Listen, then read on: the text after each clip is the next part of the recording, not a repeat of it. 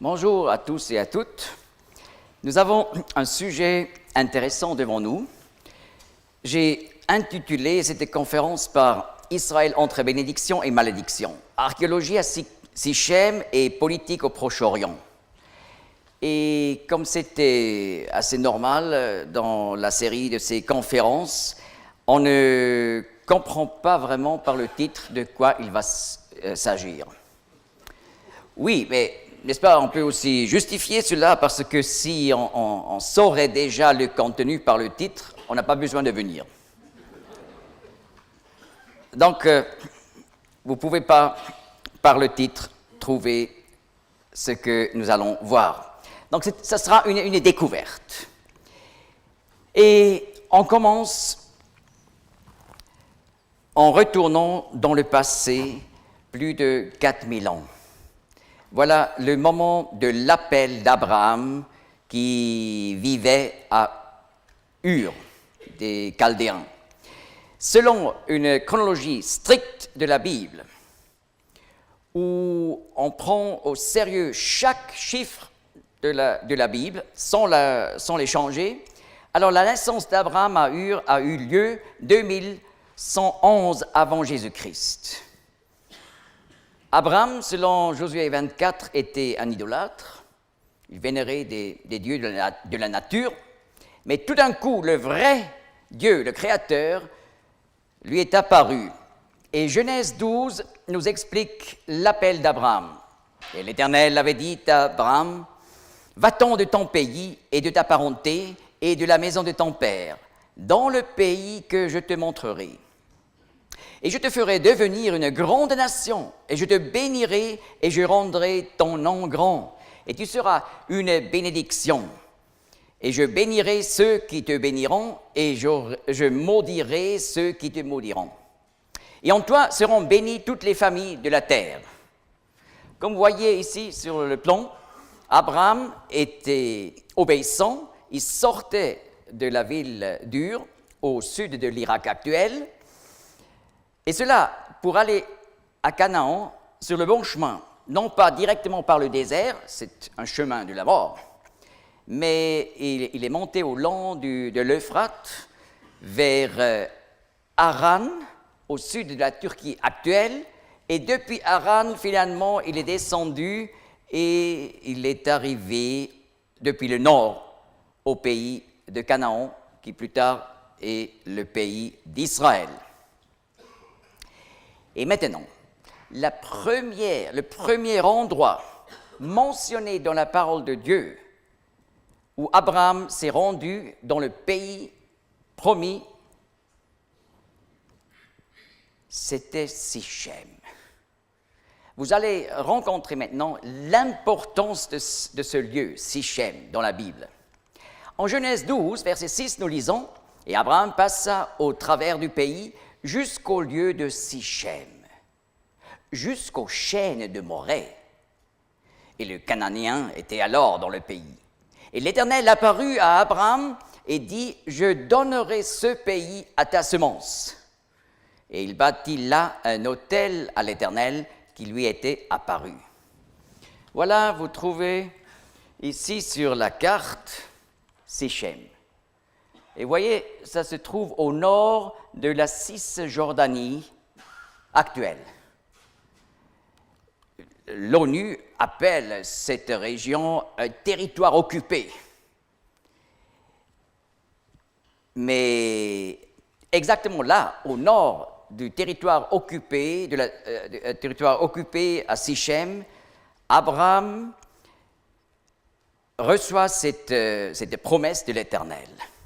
« Je donnerai ce pays à ta semence. » Voilà, retenons, c'est la première mention d'un lieu dans le pays promis. Ensuite, c'est lié, ce lieu, avec la promesse du pays pour Israël. Exactement là, Dieu a promis ce pays à ses descendants, les Israélites, et non pas, n'est-ce pas, si c'était à Tel Aviv, ici, à Haïfa, ici, Dans la vue de l'ONU, ce serait moins chaud, n'est-ce pas? Mais exactement là.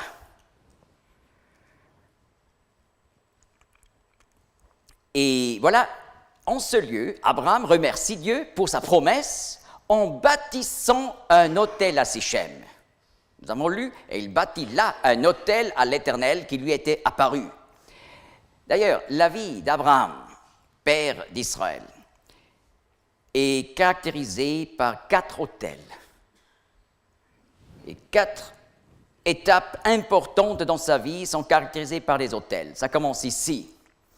Et d'ailleurs, chaque autel se trouve en territoire occupé aujourd'hui, de la Cisjordanie.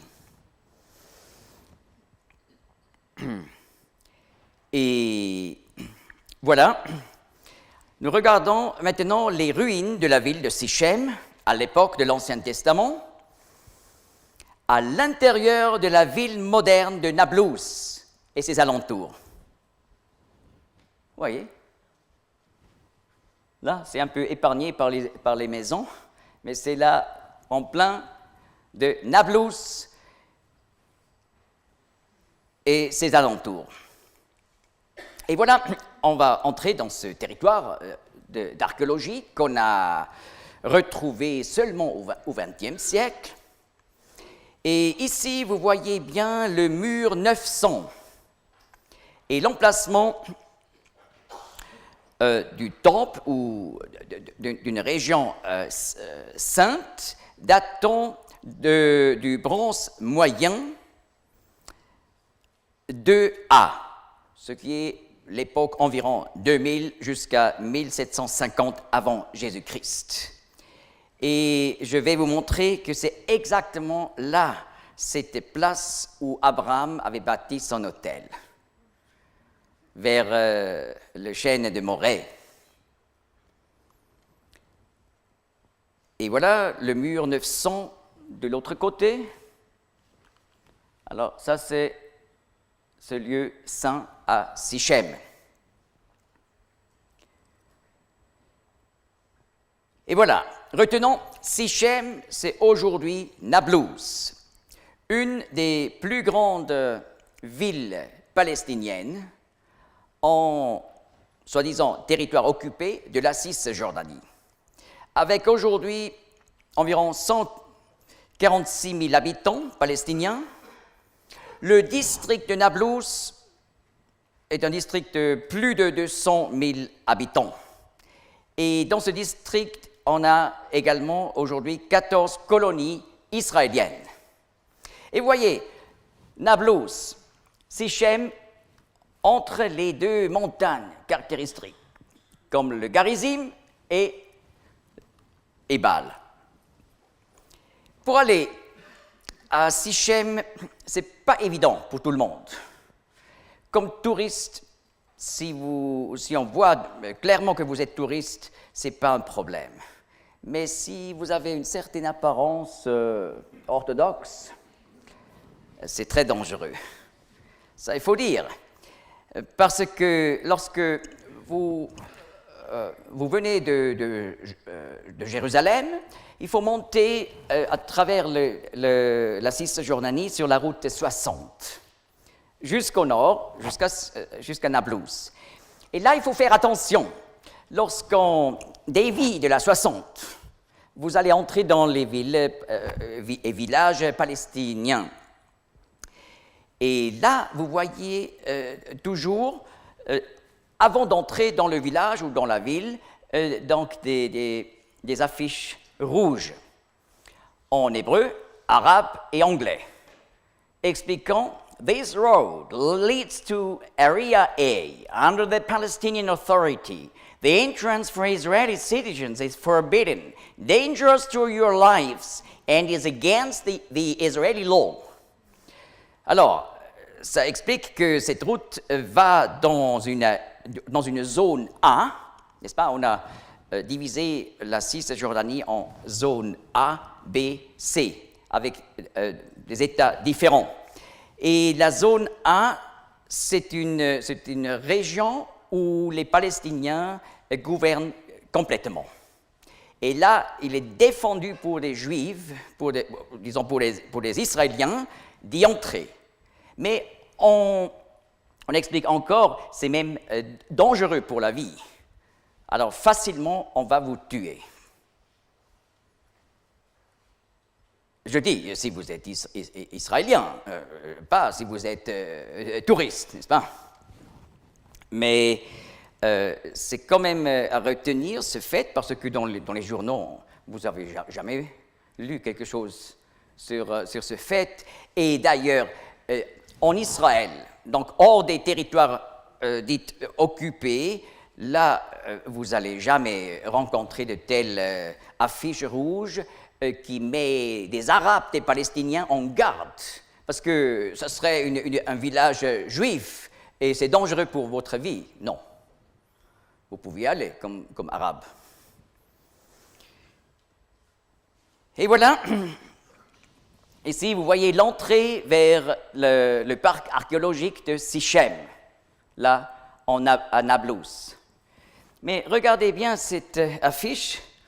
Et je vous montre là, une affiche là qui dit « State of Palestine », État de la Palestine. Une question, est-ce que la Palestine, c'est un État aujourd'hui ou pas? Alors, on pourrait discuter. Alors là, c'est clair, c'est un État. Et Sichem, le lieu où Dieu a donné la promesse à Abraham, en vue du pays de la promesse pour ses descendants, c'est clairement indiqué, c'est État palestinien. Mais ce qui est très remarquable, cette promesse de Dieu à Sichem, c'était une alliance. C'était l'alliance de Dieu avec Abraham.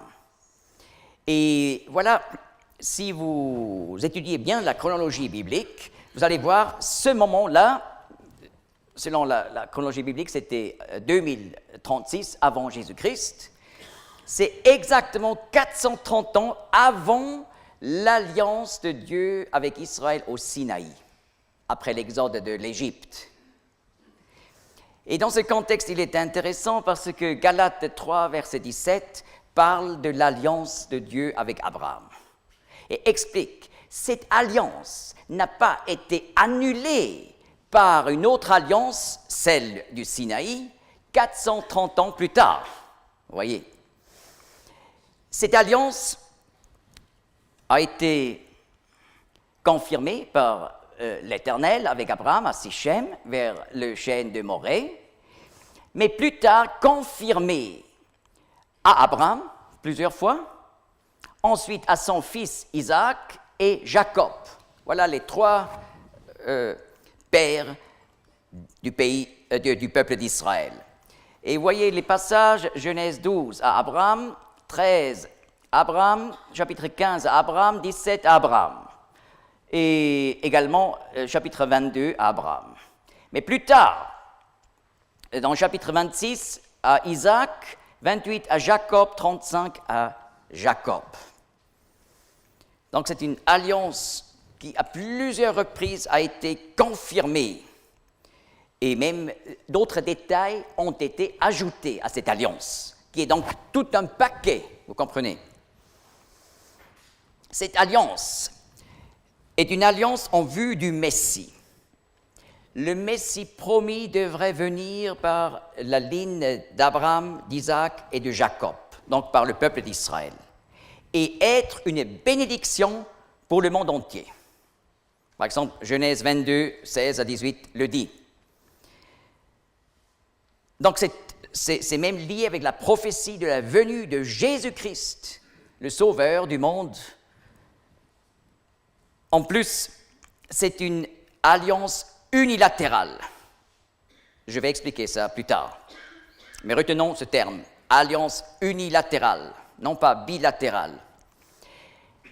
En plus, c'est une alliance éternelle, ce qui est déclaré en Genèse 17, verset 8.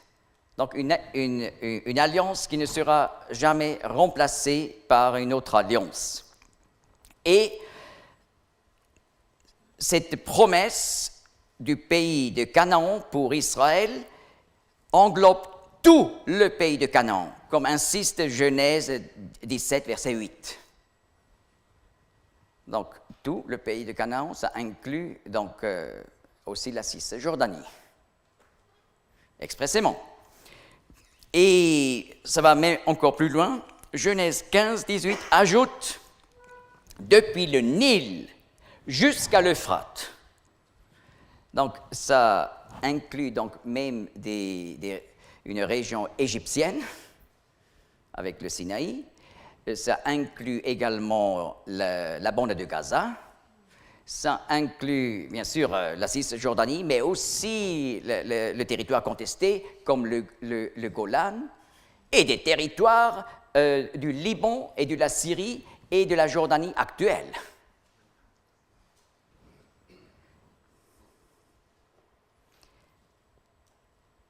Et voilà, j'aimerais expliquer le fait qu'il s'agit d'une alliance unilatérale. En Genèse 15, nous avons une confirmation de cette alliance de Sichem. Et là, Dieu demande à Abraham d'apporter des animaux, une genisse, un chèvre, et voilà, une colombe. Il a dû égorger les animaux, ensuite les couper en deux, toujours deux parties similaires, les mettre sur le sol, toujours une partie correspondante à côté de l'autre, afin qu'il y ait un chemin entre deux. Si vous connaissez la culture de la civilisation de l'Antiquité au Proche-Orient, vous comprenez tout de suite. Ah oui, c'est la manière comment on a conclu des alliances. Par exemple, un roi avec un sous-roi. Ils ont égorgé les animaux, ils les ont mis sur la terre. Ensuite, ils ont lu toutes les lois et les conditions de l'alliance. Ensuite, les deux parties sont passées entre les parties des animaux égorgés. Pour dire, si nous ne serons pas fidèles à cette alliance, la même chose devrait se passer avec nous comme avec les animaux. On va nous égorger. Eh bien, lisez bien Genèse 15. Et là, nous lisons que Abraham a tout préparé. Ensuite, il tombe dans un sommeil profond. Ensuite, un feu passe entre les parties égorgées. Et la Bible dit, en ce jour-là, Dieu a conclu son alliance avec Abraham.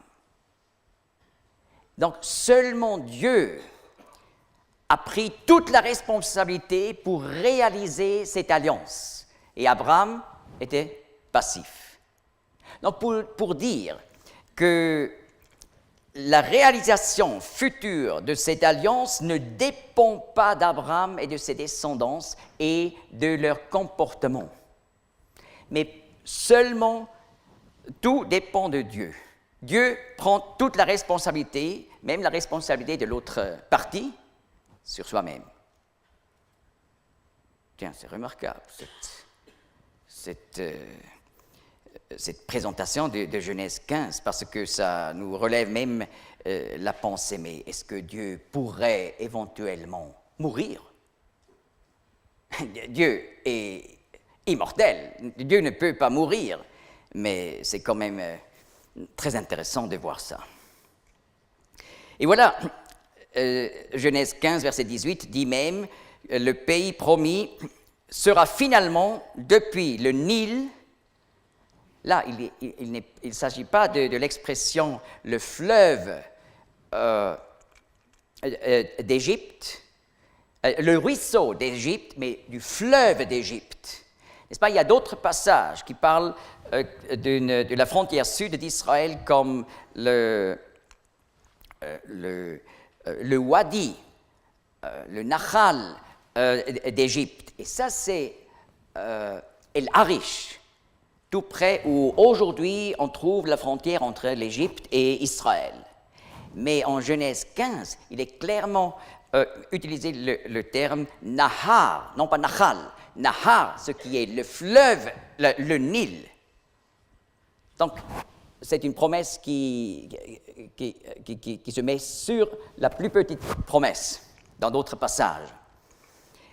Mais vous voyez, alors là, on a un problème entre Bible et le monde, l'ONU. Parce que l'ONU est totalement contre. En tout cas, la Cisjordanie, rien à faire. Ça n'a rien à faire avec Israël. Et en fait, toutes les colonies juives devraient disparaître. C'est dangereux quand on se met en contradiction avec la Bible. Mais le monde le fait aujourd'hui. C'est quand même intéressant que la politique mondiale doit se prononcer en vue de l'autorité de la Bible.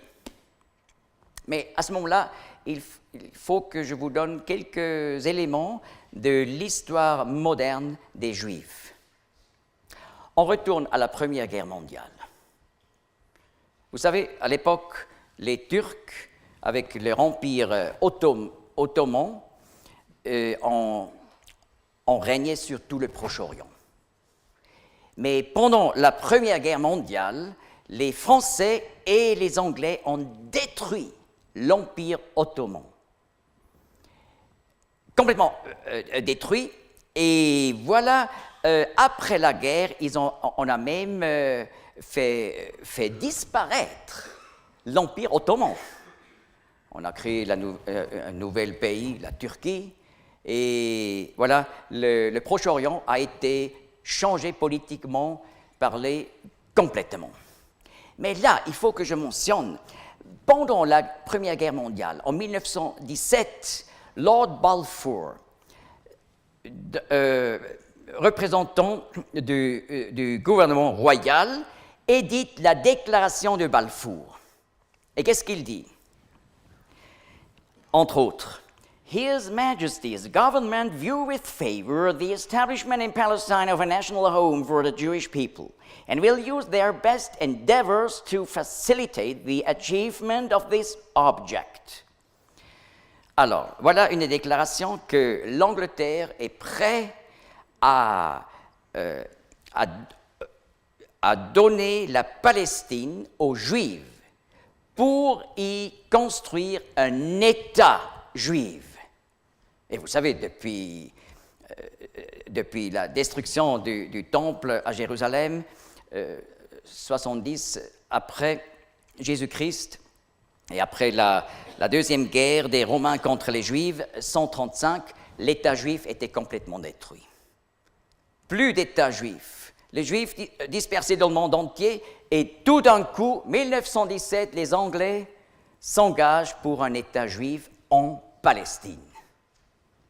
Dans ce territoire, autrefois, ottoman. Mais là, un point délicat. Qu'est-ce que ça voulait dire in Palestine à l'époque? Eh bien, il faut connaître aussi la géographie historique. Vous voyez, après la Première Guerre mondiale, l'Alliance des Nations, c'était le prédécesseur de l'ONU, a donné le mandat sur la Palestine aux Anglais. Ils devraient régler l'avenir de ce territoire. Et voilà, l'Alliance des Nations ont reconnu la déclaration de Balfour. Et ainsi, ce document est devenu un document de droit international. N'est-ce pas? La déclaration de Balfour, ça n'avait pas une force, une importance de loi internationale. Seulement après la guerre, par la reconnaissance de l'Alliance des Nations. Et la Palestine, c'était Israël d'aujourd'hui, avec la bande de Gaza, avec la Cisjordanie, et toute la Jordanie actuelle. Tout le monde qui habitait ici était considéré comme des Palestiniens. le terme n'était pas un terme pour un peuple. Parce qu'à l'époque, on ne connaissait pas un peuple palestinien. Les Juifs qui habitaient déjà là étaient des Palestiniens, bien sûr, des Palestiniens juifs. Et les Arabes étaient des Palestiniens, bien sûr, arabes. Alors, la déclaration de Balfour n'est pas très claire, parce qu'elle dit simplement établir un État juif en Palestine. Alors, c'est toute la Palestine ou une partie de la Palestine? Eh bien, après la guerre, les Anglais, ils ont divisé pour la première fois la Palestine. Parce qu'il y avait des politiciens qui voulaient que, également, les Arabes en Palestine aient un État indépendant. C'est pour ça, en 1921, l'Angleterre cède aux Arabes palestiniens 77% de la Palestine. Tout ce qui est à l'orient du Jourdain, et vous voyez, c'est le territoire dès lors appelé la Transjordanie, qui plus tard devient indépendant en 1946, et depuis ce moment, on parle de la Jordanie. Alors, mesdames et messieurs, il est clair qu'il y a déjà un État palestinien depuis 1946. Donc, avant la fondation de l'État juif en 1948. Et cet État palestinien englobe 77% de la Palestine. C'est pas mal, n'est-ce pas? Mais après la Deuxième Guerre mondiale, après la destruction de 6 millions de Juifs en Europe, eh bien, l'Alliance des Nations a cédé la place à l'ONU, une nouvelle organisation, et voilà, l'ONU fait, peu après sa naissance, une deuxième division de la Palestine. Et cela en rapport avec le plan de partage de l'ONU qui a été accepté par la majorité en novembre 1947. Et voilà, le reste de la Palestine, les 23%, sont encore une fois divisés. Tout ce qui est sombre ici, c'est prévu pour les Juifs, pour un État juif. Et ce qui est jaune, c'est prévu pour un deuxième État palestinien arabe. Alors, ça veut dire 12,6% pour les Juifs, 87,4% pour les Palestiniens arabes. Vous voyez, dès alors, on ne parle plus des Juifs comme des Palestiniens. On a changé les termes, mais il faut connaître ce changement de termes. Et voilà, le monde islamique enrage. Jamais.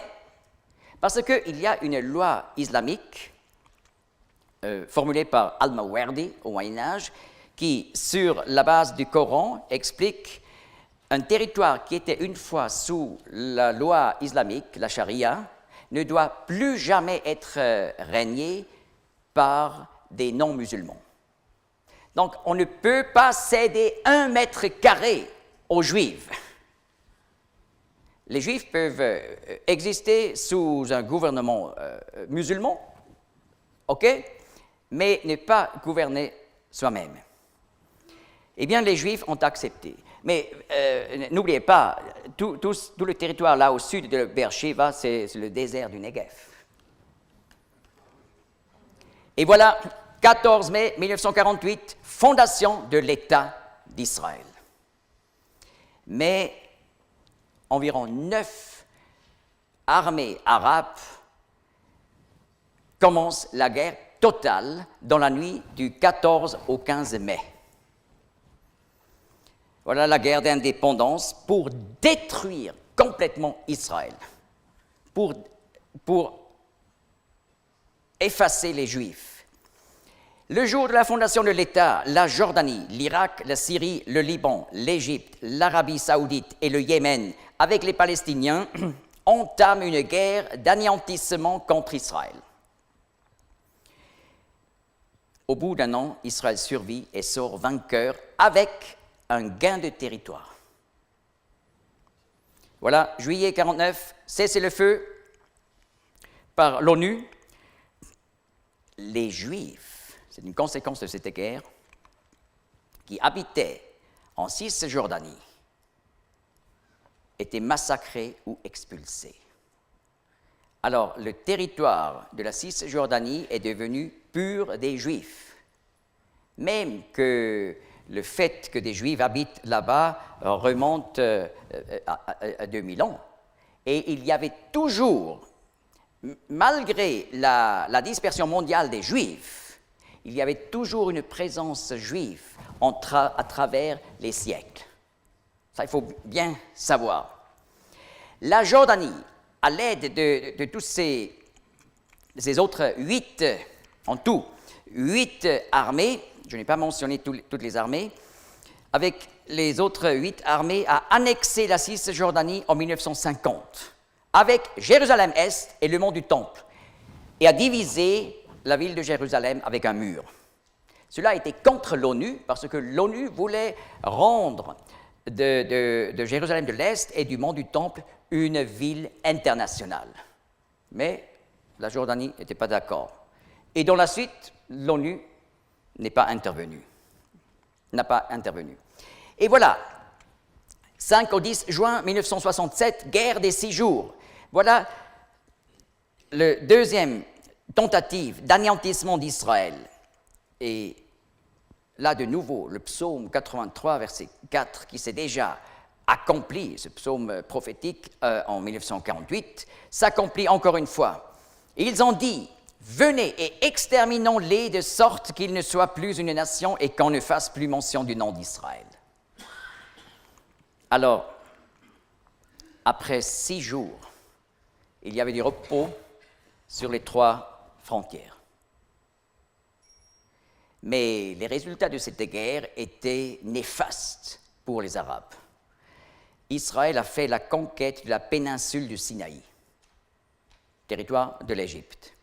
Conquête de la bande de Gaza, qui à l'époque était demandée par l'Égypte, mais pas reconnue par la loi internationale. Ensuite, conquête de la Cisjordanie, qui était, comme nous le savons, considérée par la Jordanie comme leur territoire, mais cette annexion n'a jamais été reconnue par la loi internationale. Ensuite, la conquête du plateau du Golan de la Syrie. Et pourquoi? La conquête de la péninsule du Sinaï et de la bande de Gaza, c'était une protection contre le danger de l'Égypte.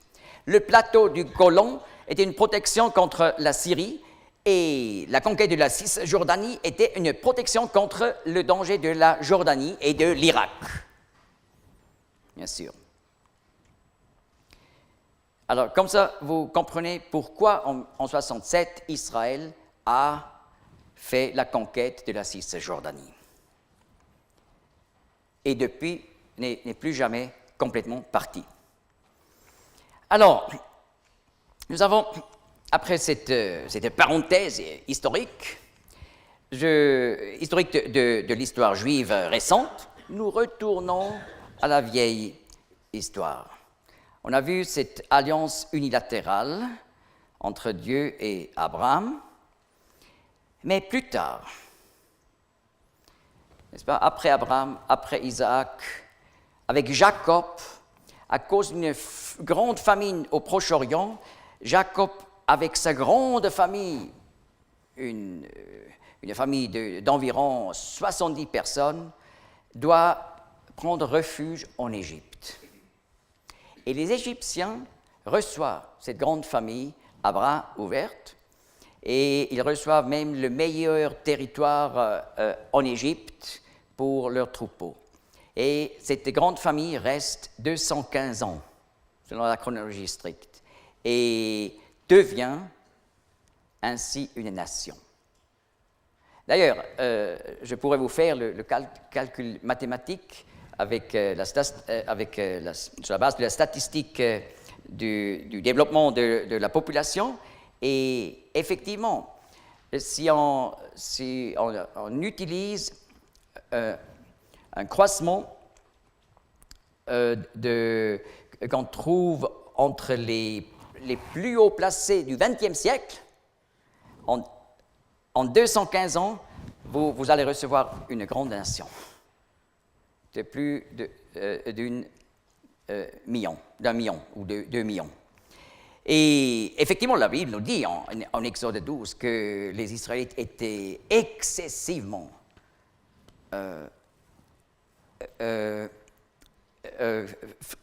fructifiants. Non, oui, prospérants. C'est ça. Alors, retenons, Israël devient un peuple en Égypte. Mais, en 1606 avant Jésus-Christ, ils sortent de l'Égypte sous la direction de Moïse pour aller au pays de la promesse. Et voilà, pour aller au pays d'Israël, il faut passer par le Sinaï. Et là, au Sinaï, Israël reçoit la loi du Sinaï. Ce sont d'abord les 10 commandements qui étaient placés dans l'arche de l'Alliance, dans ce temple transportable que Israël a construit dans le désert. Et Dieu a établi une alliance avec Israël. Mais cette fois, c'était une alliance bilatérale. Et 3 fois, le peuple d'Israël dit « Tout ce que l'Éternel a dit, nous le ferons ». Par exemple, en Exode 19, verset 8. Et voilà, Dieu a clairement déclaré, non seulement dans les 10 commandements, mais dans les centaines de lois que vous trouvez en Exode, Lévitique, Nombre et Deutéronome, ce que sont les conséquences si Israël n'observe pas cette alliance.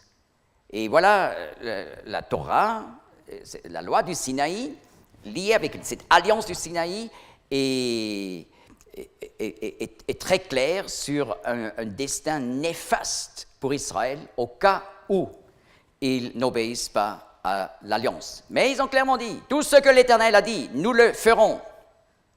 Voilà, les 40 ans de marche dans le désert pour arriver finalement dans le territoire de Moab, actuellement en Jordanie, mais juste à l'autre côté de Jéricho, à l'autre côté du Jourdain. Il fallait encore passer le Jourdain, et voilà, on est au pays de la promesse. Et voilà, vous avez ici une vue sur les montagnes de Moab, par-delà Jéricho. Et là où vous voyez la flèche, c'est là où Moïse a tenu les derniers discours, qui sont transcrits dans le livre du Deutéronome. Et Moïse, avant de mourir, explique comment Israël devrait vivre au pays de la promesse.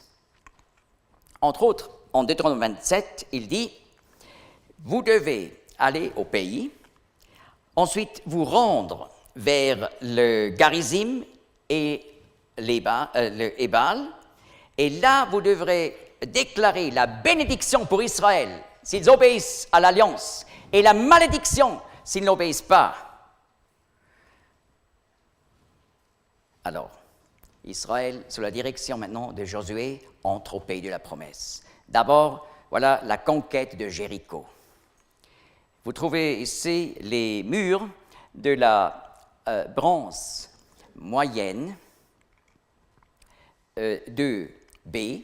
C'est exactement l'époque, selon la chronologie stricte de la Bible, de 1566 à 1560, où Jéricho a été détruit et les murs de Jéricho sont tombés en dehors pour former une rampe où les Israélites ont pu entrer pour faire la conquête de Jéricho.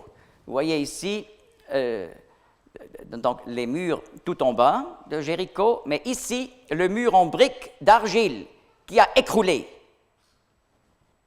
Et ainsi, on a facilement pu entrer.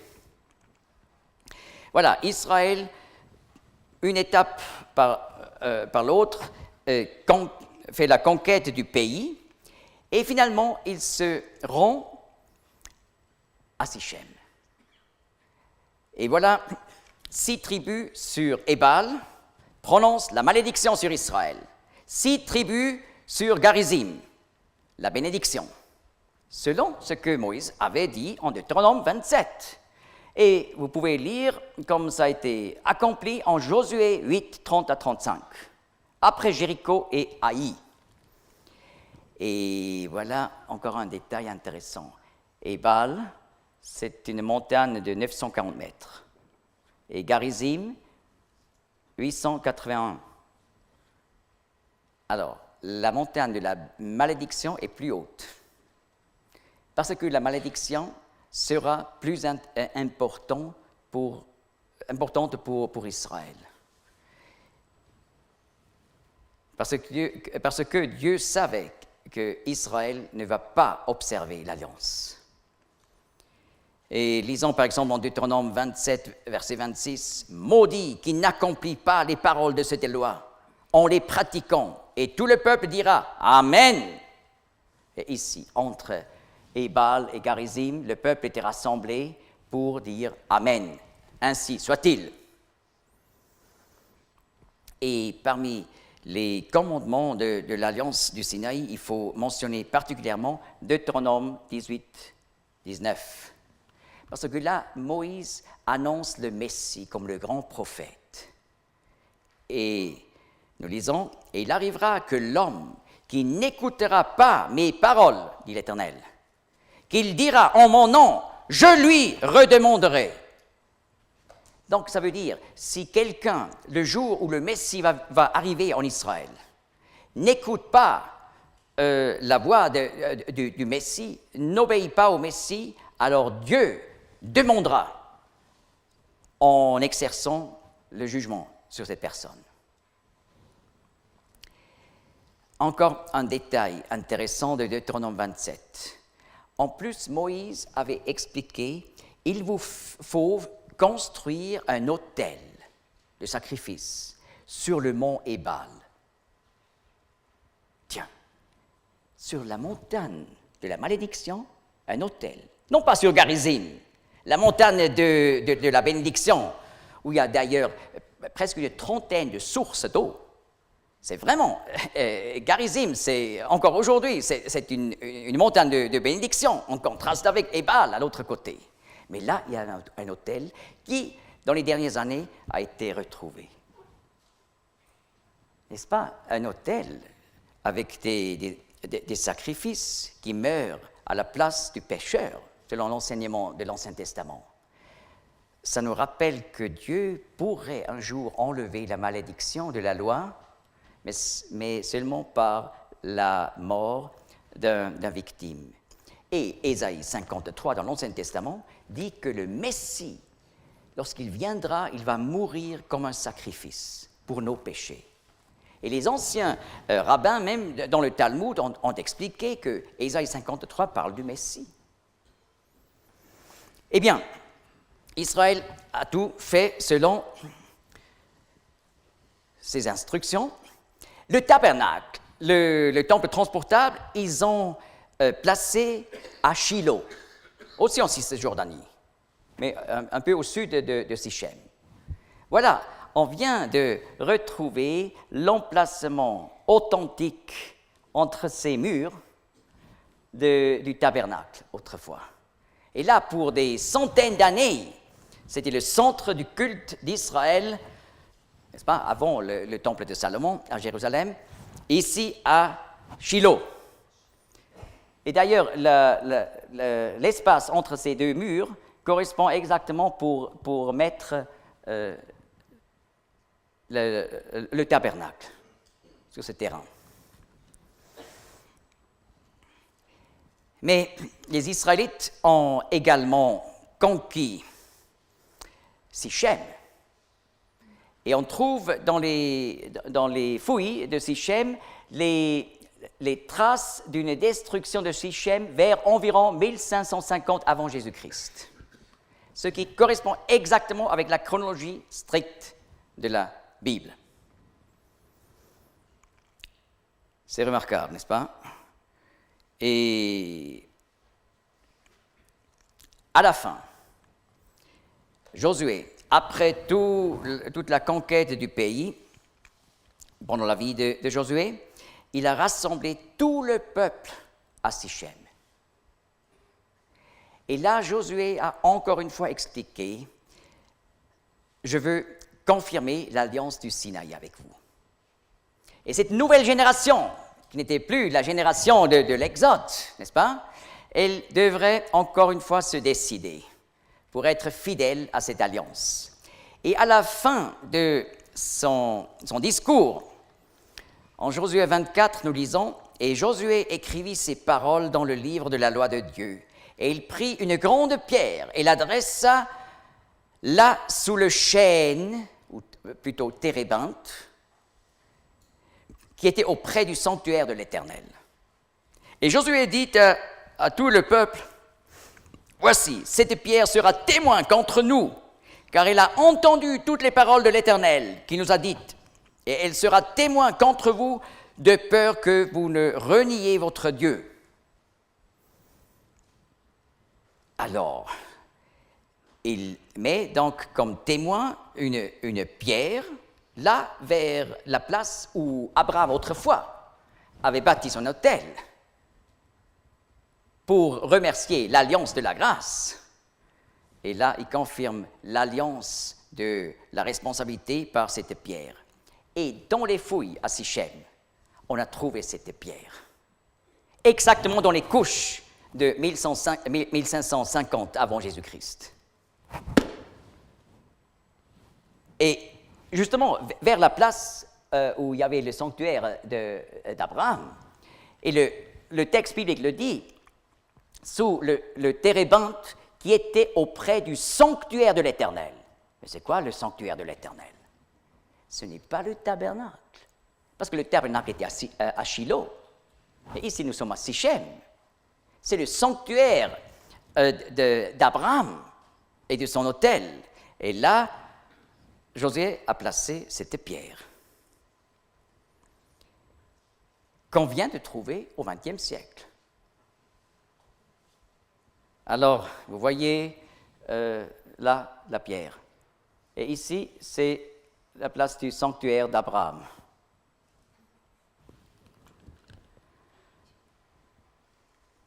Vous voyez la pierre au milieu de l'emplacement où il y avait ce térébinthe. Lorsque vous continuez à lire dans la Bible, après Josué, le livre des Juges, au chapitre 9, verset 4, nous sommes beaucoup plus tard dans l'histoire, on est à l'époque des Juges, et voilà, on lit d'Abimélec, fils de Gédéon, qui a tué presque tous les fils de Gédéon, les 70 fils de Gédéon, et il voulait se faire roi d'Israël. Et voilà, on lit en Juge 9, verset 4, « Et ils lui donnèrent 70 pièces d'argent tirées de la maison de Baal-Bérith. Et Abimélec loua avec elle des hommes légers et téméraires, et ils le suivirent. » Alors, le texte parle d'un temple païen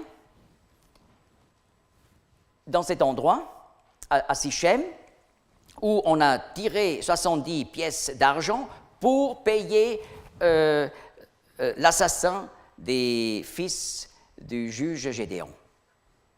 Mais ils ont tiré cet argent de ce temple, de cette maison Baal-Bérith. Et on a trouvé ce temple de Baal-Bérith, juste vers l'emplacement du sanctuaire d'Abraham et de cette pierre de Josué. Et qu'est-ce que ça veut dire Baal-Bérith? Baal, c'est le dieu le plus important des Cananéens. Et les Israélites, après Josué, se sont détournés du Dieu de la Bible. Ils ont commencé à vénérer les dieux des Cananéens, entre autres Baal. Mais Bérith veut dire alliance. Donc ici, à Sichem, où Dieu a fait l'alliance avec Abraham, ils ont construit un temple dédié au faux Dieu des Cananéens, mais considéré comme le Dieu qui a fait l'alliance avec Abraham. Vous voyez, Baal-Bérith, Baal de l'alliance. Et la Bible parle de plusieurs détails de Sichem en Juge 9 qui correspond exactement avec les excavations. D'ailleurs, ici, vous avez une vue depuis derrière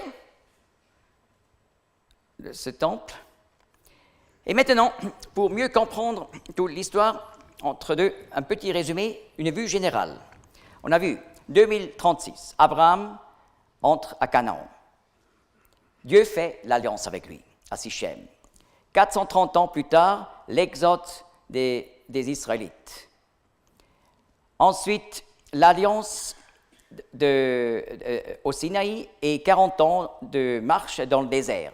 Ensuite, la conquête sous Josué pendant 6 ans. Et très peu après, commence la période des juges, de 1546 jusqu'à 1096. Et selon Acte 13, c'était une période de 450 ans jusqu'au dernier juge Samuel.